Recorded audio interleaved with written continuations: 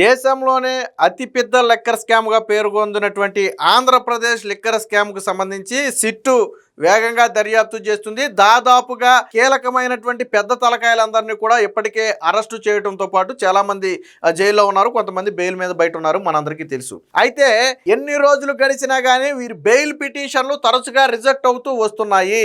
ఎందుకనంటే ఒక్కొక్క వ్యక్తిని విచారించినప్పుడు ఒక్కొక్క కొత్త కోణం బయటపడుతుంది. దీంతో కోర్టులు కూడా ఎవరికి బెయిల్ ఇవ్వటానికి ఒప్పుకోవటం లేదు. ఎందుకంటే కేసు విచారణ లాగే కొద్దీ తీగలాగితే డొంక కదిలినట్టుగా ఎవరి నుంచి ఎంత లాగితే అంత సమాచారం వస్తూనే ఉంది. మరి ఇలాంటి సమయంలో బెయిల్ ఇస్తే ఏమవుతుంది? కేసు విచారణకు ఆటంకం ఏర్పడుతుంది, అలాగే ఆధారాలను ధ్వంసం చేసే అవకాశం కూడా ఉంటుంది. ఈ నేపథ్యంలోనే బెయిల్ కూడా ఇవ్వటం లేదు. ఇక చూసి ఇక లిక్కర్ స్కామ్ లో నిందితులు ఏంటంటే ఒక దారికి వచ్చినట్టున్నారు. అంటే అందరూ కలిసి ఏదో ఒక మార్గాన్ని ఎంచుకుని ఎలాగైనా బయటపడాలి. ఆ ఉద్దేశంతో ఏం చేశారంటే ఒక కొత్త పందా ఎంచుకున్నారు, అదే అనారోగ్యం. అయితే వీళ్ళు ఈ వ్యాఖ్య చేయడానికి, ఈ దారి ఎంచుకోవడానికి ఇంకొక రీజన్ కూడా ఉంది. పిఎస్ఆర్ ఆంజనేయులు సీనియర్ ఐపీఎస్ అధికారి, మనందరికీ తెలుసు, మాజీ ఇంటెలిజెన్స్ అధికారి. సో ఏపీపీఎస్సీతో పాటు ముంబై నటిని వేధించిన కేసులో ఆయన ఆల్రెడీ అరెస్ట్ అయ్యి చాలా రోజులు జైల్లో ఉన్నాడు. అయితే ఆ సమయంలో ఆయనకు అనారోగ్యం వచ్చిందని చెబితే పరీక్షలు చేస్తే నిజంగానే కొంత అనారోగ్య సమస్య ఉన్నట్టుగా ఆ రిపోర్ట్లో వచ్చింది. దాంతో కోర్టు ఆయనకి బెయిల్ ఇచ్చి విడుదల చేసింది. సో ఎప్పుడైతే పిఎస్ఆర్ ఆంజనేయులు బెయిల్ మీద బయటకు వచ్చారో సో ఇక అదే దారి మనం ఎంచుకోవాలని వీళ్ళు నిర్ణయానికి వచ్చారు. ఎందుకంటే వీళ్ళ రెగ్యులర్ బెయిల్ పదే తిరస్కరిస్తుంది కోర్టు. సో ఎంత ప్రయత్నం చేసినా రెగ్యులర్ బెయిల్ అనేది రావటం లేదు. మరి రెగ్యులర్ బెయిల్ రానప్పుడు టెంపరీగానైనా కొంతకాలం బయటికి వెళ్ళాలి, బయటికి వెళ్ళిన తర్వాత ఏదో ఒకటి చేయొచ్చు అనే ఒక ఉద్దేశంతో ఏంటంటే అనారోగ్య సమస్యను బూచిగా చూపి బయటపడే దారినైతే ఎంచుకుంటున్నట్టుగా తెలుస్తుంది. నిన్న మొన్న ఎవరో చెవిరెడ్డి భాస్కర్ రెడ్డి ఏం చేశాడంటే నాకు బ్యాక్ పెయిన్ సమస్య ఉంది, నాకు ఫిజియోథెరపీ అవసరం, కాబట్టి నాకు బెయిల్ ఇవ్వండి, నేను వెళ్ళి ఫిజియోథెరపీ చేయించుకుంటాను అన్నాడు. కోర్టు ఏం చెప్పింది? ఫిజియోథెరపీ కావాలంటే బయటికే వెళ్ళక్కర్లేదు, మీకు జైల్లో కూడా చేస్తారని చెప్పి మీరు జైల్లోనే ఫిజియోథెరపీ చేయించుకోండి. పోనీ నన్ను వేరే జైలుకి మార్చండి, అక్కడ చేయించుకుంటానని చెప్పాడు. సో దానికి కూడా కోర్టు ఏకీభవించాల. సో దాంతో ఏమైంది? చెవిరెడ్డి ఆడినటువంటి డ్రామాకి అడ్డుకట్టబడింది. తరువాత రాజకసిరెడ్డి, కర్త కర్మ క్రియ, మన భాషలో చెప్పాలంటే ఆ తెర వెనక మొత్తం నడిపినటువంటి వ్యక్తి రాజకసిరెడ్డి. సో ఈ రాజకసిరెడ్డి ఏం చేశాడు? ఇప్పుడు నాకు మూత్రనాళాల్లో సమస్య ఉంది, నాకు యూరిన్ వెళ్ళేటప్పుడు ఇబ్బందిగా ఉంది, బ్లడ్ పడుతుందని చెప్పి ఒక వ్యాఖ్య చేశాడు. సో అది అవునా కాదా అని టెస్ట్ చేయడం కోసం ప్రభుత్వ ఆసుపత్రికి తీసుకెళ్తే అక్కడ అది సమస్యగా కనపడలేదేమో. బహుశా అబ్బాబే యూరిన్ సమస్య కాదు, మూత్రనాళాల సమస్య కాదు, నా కుడికాలో ఎడమకాలో తొడలోనే పెయిన్ వస్తుందని చెప్పి మరొక కట్టు కథలు మొదలు. వాస్తవానికి ఏ సమస్య ఉందని చెప్పి హాస్పిటల్కి తీసుకెళ్ళమని అడిగాడు? మూత్రనాళాల సమస్య ఉంది, నాకు మూత్రం వెళ్ళేటప్పుడు ఇబ్బందిగా ఉందని ఆయన చెప్పిన సమస్య. కానీ హాస్పిటల్కి వెళ్ళాక ఏమైంది? అది తొడకాలి సమస్యగా మారింది. ఇప్పుడు వాస్తవానికి మూత్ర సమస్యకి తొడకాలి సమస్యకి ఏమైనా సంబంధం ఉందా? సో లేదు. అంటే కేవలం డ్రామా ఆడుతున్నాడు అనేది ఇప్పుడు సిట్ అధికారుల అనుమానం. అది నిజమా కాదా అనేది నిగ్గు తేల్చడానికి ఆల్రెడీ ఒక డాక్టర్ల బృందంతో ఒక కమిటీని కూడా ఏర్పాటు చేశారు. ఈ నెల 29న రాజకసిరెడ్డికి పూర్తి స్థాయి పరీక్షలు చేసిన తర్వాత 10 రోజుల్లోనే మెడికల్ రిపోర్ట్ ఇస్తారు. దాన్ని సీల్డ్ కవర్లో కోర్టు ముందు ఉంచుతారు. ఆ తరువాత కోర్టు ఏ డెసిషన్ తీసుకుంటుంది, నిజంగా అనారోగ్యం ఉందా లేదా అనేది అప్పుడు తేలుతుంది. దీనికి సంబంధించిన ఒక వార్త అయితే వచ్చింది, ఒకసారి చూద్దాం. బెయిల్ కోసం ఎత్తులు, లిక్కర్ నిందితులు రోజుకో అనారోగ్య కారణం.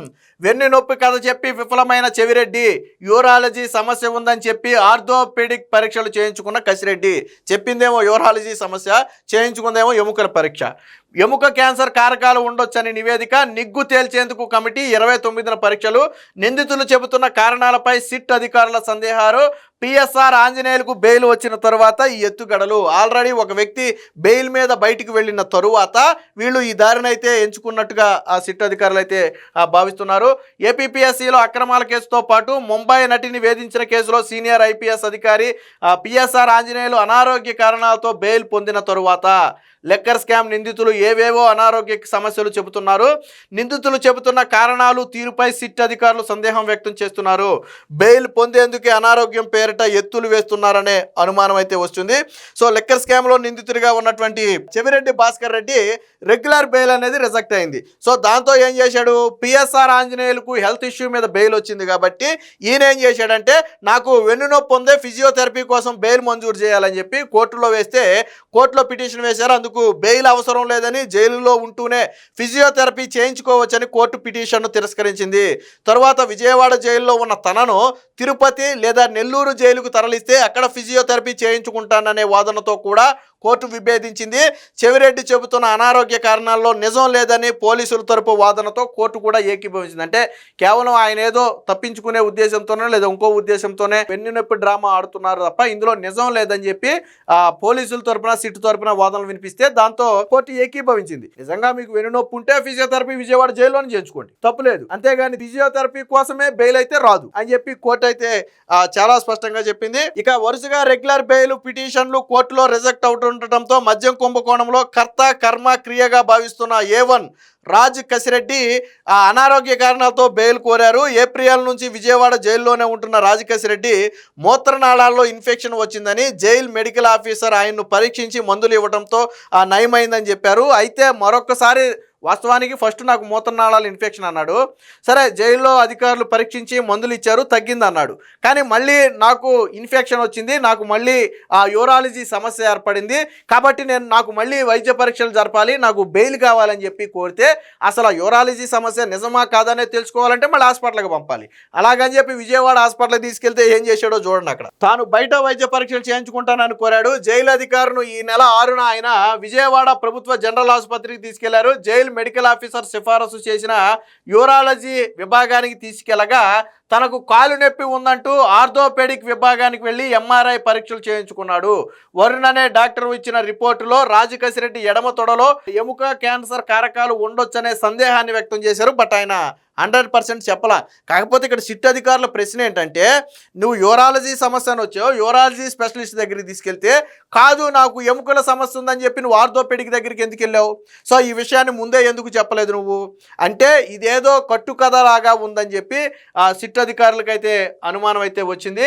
తమకు అందిన సమాచారాన్ని ప్రభుత్వ న్యాయవాదుల దృష్టికి తీసుకెళ్లారు. జైలు మెడికల్ ఆఫీసర్తో ఒక సమస్య చెప్పి ప్రభుత్వ ఆసుపత్రికి వెళ్ళాక మరొక పరీక్ష చేయించుకోవడంపై సందేహాలు వ్యక్తం చేశారు. మద్యం కుంభకోణంలో రాజ్ కసిరెడ్డి కీలక నిందితుడు. పథక రచన నుంచి అమలు, వసూలు, ముడుపుల సొమ్ము, పంపిణీ, ఆ సొమ్ముతో స్థిరాస్తులు కొనుగోలు, హవాలా, ఇతర దేశాల్లో పెట్టుబడి వరకు అన్నిటిలో కూడా రాజ్ కసిరెడ్డి పాత్రపై సిట్టు ఆధారాలు సేకరించింది. కేసు దర్యాప్తులో దవ్వే కొద్దీ సంచలన విషయాలు వెలుగులోకి వస్తుండటంతో ఇప్పట్లో కేసు చివరి దశకు వచ్చేలాగా కనిపించడం లేదు. సో దీనిని అదురుగా చేసుకుని వాళ్ళు అనారోగ్య సమస్యలతో తప్పించుకునే ప్రయత్నం చేస్తున్నారని వీళ్ళకైతే అనుమానం వచ్చింది. దీంతో ఏం చేసిందంటే ఏసీబీ కోర్టు ఒక మెడికల్ బృందాన్ని ఏర్పాటు చేసి నిగ్గు తేల్చాలని నిర్ణయించింది. దీంతో కొంతమంది స్పెషలిస్టుతో ఆర్థోపెడిక్, అలాగే pathology, radiology, nephrology, radiation oncology, surgical oncology వైద్యులతో ఒక బోర్డుని అయితే ఏర్పాటు చేశారు. ఈ నెల 29వ తేదీన రాజ్ కసిరెడ్డికి ఉదయం 9 గంటల నుంచి అన్ని రకాల వైద్య పరీక్షలు అయితే నిర్వహించబోతున్నారు. సో అందులో అసలు విషయం బయటపడుతుంది. యూరాలజీ సమస్య లేదా ఎముక సమస్య లేదా ఇంకా ఏదైనా సమస్య ఉందా అనేది ఆ రోజైతే బయటపడుతుంది. కాకపోతే ఇది మొత్తం కూడా డ్రామా అని వీళ్ళ అనుమానం. నిజంగా యూరాలజీ సమస్య అని అక్కడికి వెళ్ళిన తర్వాత కూడా ఆ సమస్య ఉండుంటే యాక్సెప్ట్ చేయొచ్చు. కానీ యూరాలజీ సమస్య అని చెప్పి ఇక్కడ జైల్లో సూపరింటెండెంట్కి చెప్పి గవర్నమెంట్ హాస్పిటల్కి వెళ్ళిన తర్వాత కాదు నా తొడ ఎముక సమస్య ఉంది, నాకు ఆర్థోపెడిక్ డాక్టర్ కావాలని చెప్పాడు.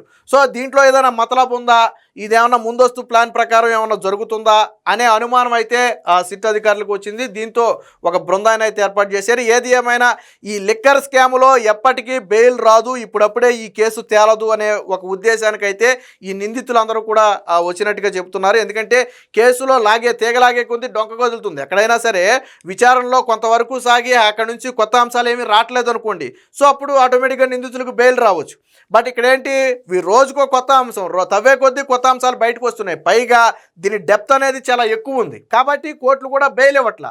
ఇది గమనించారు. ఇక రెగ్యులర్ బెయిల్ మనకు రాదు కాబట్టి మనం అనారోగ్య సమస్యతో కొంతకాలం బయటికి వెళ్తే తర్వాత సంగతి తర్వాత చూసుకోవచ్చు అనే ఉద్దేశంతో వీళ్ళంతా ఈ డ్రామాలు ఆడుతున్నట్టుగా అయితే తెలిసింది. ఏది ఏమైనా మొత్తంగా ఈ నెల 29వ తారీఖు వైద్య పరీక్షలతో ఇది అబద్ధమా, నిజమా, కుట్రకోణంలో భాగమా, నిజంగానే ఆరోగ్య సమస్య ఉందా అనేది అయితే తేలబోతుంది.